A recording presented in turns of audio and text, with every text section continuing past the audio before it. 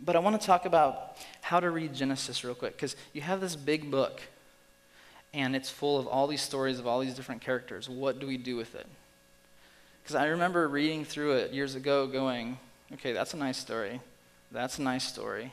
That's a nice story. But what in the world does it mean, and how is it related? It didn't feel like it was unified at all. It just felt like pieces everywhere to me. So here's my little phrase that I'm going to give you.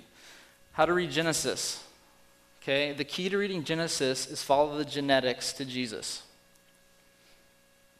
The key to reading Genesis is follow the genetics to Jesus.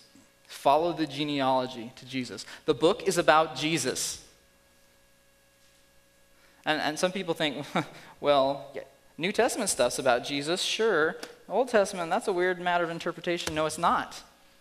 Because Jesus gave us the hermeneutic. The hermeneutic means how you interpret something. He said, the whole thing is about me. Moses' writings and the prophets.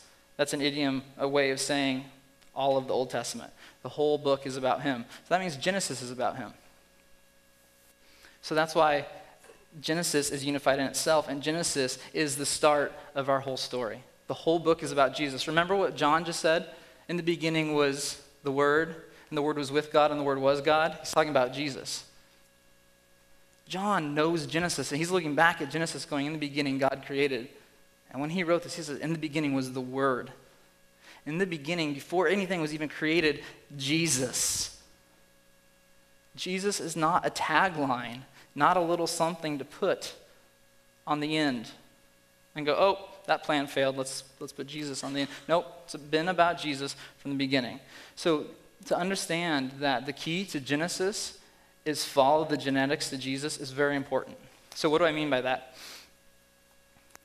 This is a 40,000 flyover view of Genesis real quick. Let's see how it goes. God creates Adam and Eve. Adam and Eve have 2 children, Cain and Abel. Cain kills Abel. Abel's gone. Cain's ostracized, kicked out. They have a kid, Seth. Suddenly, we're following the line of Seth. The narrative follows the line of Seth. We're no longer following the line of Cain.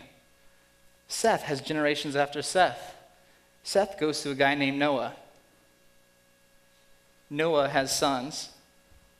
Suddenly, we find out the world's been populated by them. We follow one of his sons named Shem.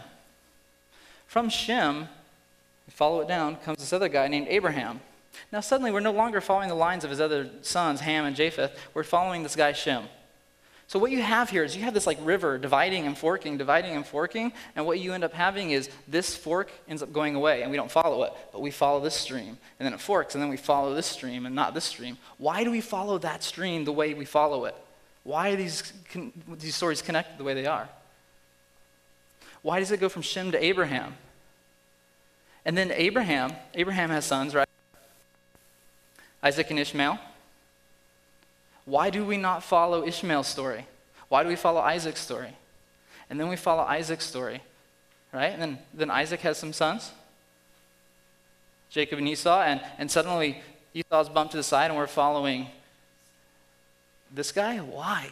Why are we following this strange path? And why are these other paths seeming to dry up? Is it because they no longer exist and because the Genesis isn't a good history? No. It's because the book is about a guy named Jesus Christ, and it is getting to him. So follow the genetics, follow that genealogy to Jesus. So if you go through the stories, starting from Genesis 1 on, you start to follow this path of the families, and you're like, what is the obsession with genealogies? These are so boring. You know, you have this whole list of names that you can't pronounce, and they're polysyllabic, and you're just like, who would ever name their kid that? You know, and it doesn't make sense. The reason is it's creating a history so we get to see how we get to Jesus. We get to see the plan of redemption.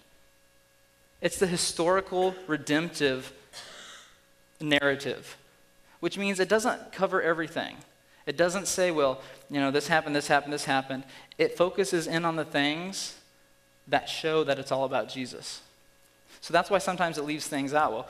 Well, you know, where did these other people come from that Cain married? And, you know what? I don't know those answers. God does. But the point of this book is not to answer every question. The point of these is to take all our questions and point to the one answer.